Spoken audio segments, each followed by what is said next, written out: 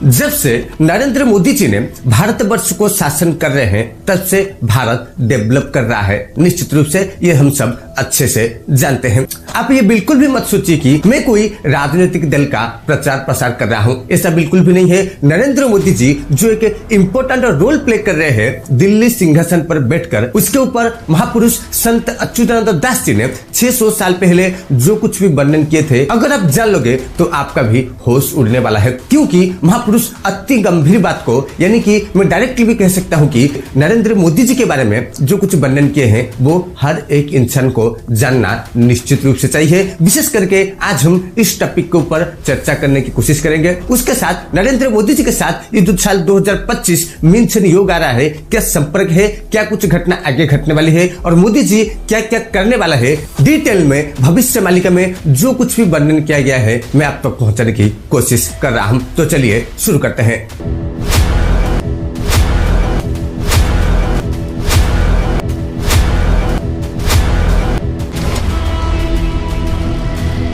नमस्कार, जय जगन्नाथ। भविष्य मालिका का और एक इम्पोर्टेंट टॉपिक लेकर मैं वीरेंद्र नायक जगन्नाथ धाम पुरी से आप लोगों तक पहुंचने की कोशिश कर रहा हूं, जो कि हमारा आज विषय नरेंद्र मोदी और 2025 के ऊपर है। आज हम इस विषय में डिटेल में चर्चा करने की कोशिश करेंगे। तो चलिए सबसे पहले शुरू करते हैं महापुरुष ने क्या कुछ उल्लेख कर रखे हैं। महापुरुष एक इंटरेस्टिंग जानकारी भी इधर प्रोवाइड कर रहे हैं कि हस्तिना कटक जे बड़ भूई वर्तमान दिल्ली शहर से ही, यानी कि जो हस्तिनापुर था, आप सब लोग तो हस्तिनापुर को जानते ही होंगे, वही हस्तिनापुर वर्तमान समय में जिसको आप दिल्ली शहर बोलते हैं, महापुरुष इसी बात को वर्णन कर रहे हैं। हस्तिनापुर इक्वल टू दिल्ली शहर महापुरुष इधर वर्णन कर रहे हैं। तो उसके बाद महापुरुष ये भी वर्णन कर रहे हैं कि बारंगो बेल प्रभु को भेटिबे, प्रभु श्री हस्ते श्रीपा बांधिबे, श्री पद्म हस्तता मस्तके देबे, हस्तिना राजन हेले बोलिबे। यानी कि अगर मैं इसको हिंदी में समझाने की कोशिश करूंगा, इधर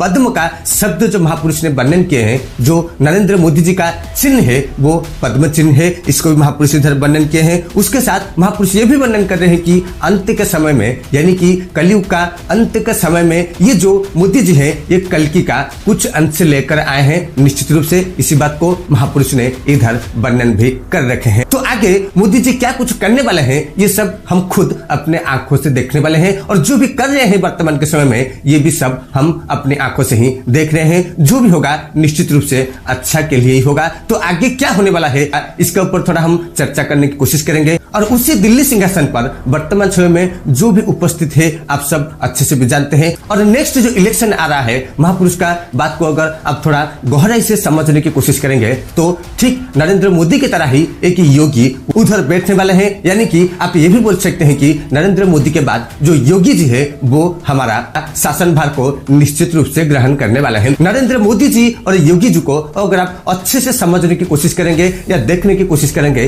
वो दोनों बिल्कुल एक तरह काम कर रहे हैं, वो दोनों एक तरह का साधना में भी है। और महापुरुष ये भी वर्णन कर रहे हैं कि ये जो दोनों हैं ये कल्कि अवतार का कुछ कुछ अंश लेकर राज कर रहे हैं। तो ये तो था नरेंद्र मोदी और योगी जी के बाद। उसके बाद महापुरुष ये भी वर्णन करते हैं कि एहू 24 अंक से 25 अंकर उद्देश्य, यानी कि जबकि 2026 खत्म हो जाएगा और 2025 शुरू हो जाएगा, ये जो 2025 है इसका उद्देश्य क्या रहेगा महापुरुष इधर वर्णन कर रहे हैं। 84 काठी गंगा जले गुप्पते लुचिबे निडले, यानी कि आप यकीन भी नहीं कर सकते हैं जो गंगा है वो विलुप्त होने वाले है इसी साल 2025 में। इसी बात को मैं अपना मन से भी बिल्कुल नहीं कर रहा हूँ। इसी बात को महापुरुष ने 600 साल पहले वर्णन करके हम तक पहुंचाने की कोशिश भी कर रहे हैं। यानी कि महापुरुष इधर बोल रहे हैं गुप्पते लुचिबे निरोले 84 काठी गंगा जले, यानी कि गंगा जल विलुप्त हो जाएगा।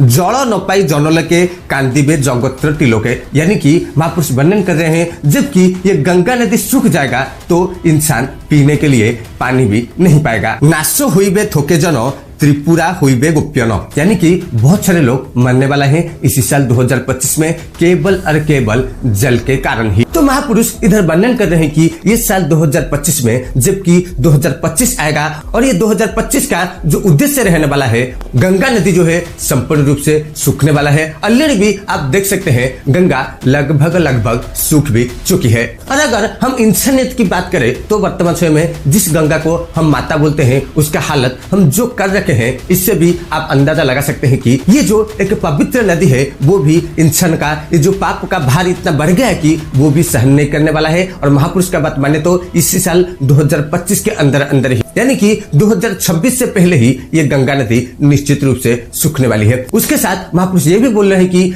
केवल और केवल जल का संकट के कारण बहुत सारे लोग इसी 2025 में मरने वाले हैं।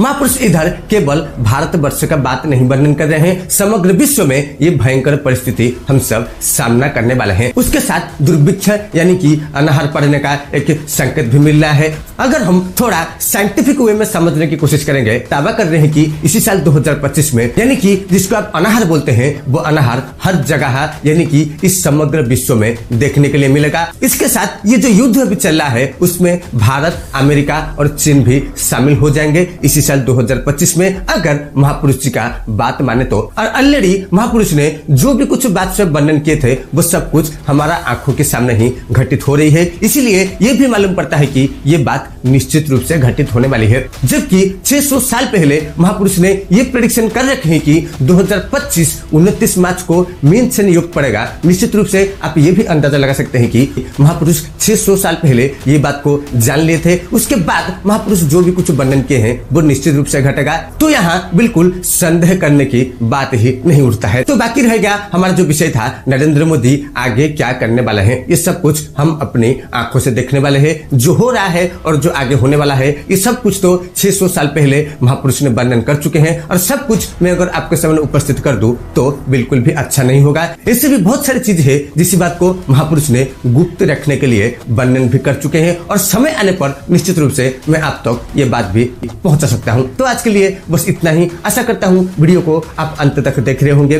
भविष्य मालिका का ये जो सीरीज चल रहा है जो मैं आप तक पहुंचाने की कोशिश कर रहा हूं, निश्चित रूप से चैनल को भी सब्सक्राइब कर लीजिए। इस तरह गंभीर से गंभीर जानकारी जो कि समाज के लिए केवल और केवल अच्छाई के लिए मैं आप तक पहुंचा रहा हूं, निश्चित रूप से मैं आप तक पहुंचा ही पाऊंगा। और महापुरुष ने जिस उद्देश्य से इसको वर्णन किए थे उनका उद्देश्य भी पूर्ण हो पाएगा। तो आज के लिए बस इतना ही। जय जगन्नाथ, जय श्री कृष्ण, वंदे उत्कल जननी, भारत माता की जय।